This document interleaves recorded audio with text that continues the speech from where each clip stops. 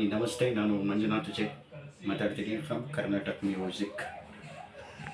ನಿಮಗೆಲ್ಲರಿಗೂ ಗೊತ್ತಿರುವ ಹಾಗೆ ಕರ್ನಾಟಕ ಶಾಸ್ತ್ರೀಯ ಸಂಗೀತದಲ್ಲಿ ನಾವು ಹಲವಾರು ಪಾಠಗಳನ್ನು ಕಲಿತೀವಿ. ಆದರೆ ಸಂಗೀತದಲ್ಲಿ ಹಾಡೋದನ್ನು ಮಾತ್ರ ತಾಳ ಹಾಕ್ಕೊಂಡು ಹಾಡೋದನ್ನು ಮಾತ್ರ ನಾವು ನೋಡಿರ್ತೀವಿ. ಆದರೆ ತಬಲದಲ್ಲೂ ಕೆಲವೊಂದು ಪಾಠಗಳಿದ್ದಾವೆ. ಇವಾಗ ನಾವು ಸಂಗೀತದಲ್ಲಿ ಹಂಗೆ ನಾವು ಪಾಠ ಕಲಿತೀವೋ, ತಬಲದಲ್ಲೂ ಹಾಗೆಯೇ ಪಾಠ ಇದೆ. ಹಾಗೆ ಅಲ್ವಾ? ನೋಡಿ, ನಾನು ನಿಮಗೆ ಜಸ್ಟ್ 4 ಪಾಠ ಮಾತ್ರ ನಿಮಗೆ ತೋರಿಸಿರ್ತೀನಿ ಹೇಗೆ ಅಂತ. ಓಕೆನಾ? ಅದನ್ನು ಮಾತ್ರ ಕಲಿಯೋರು ಕಲಿಬೋದು, ತಿಳ್ಕೊಳ್ಳೋರು ತಿಳ್ಕೊಬೋದು. ನೋಡೋಣ. ಇವಾಗ 1ನೇ ಪಾಠ ಯಾವ ರೀತಿ ಇದೆ ಅಂತಂದರೆ ನೋಡಿ.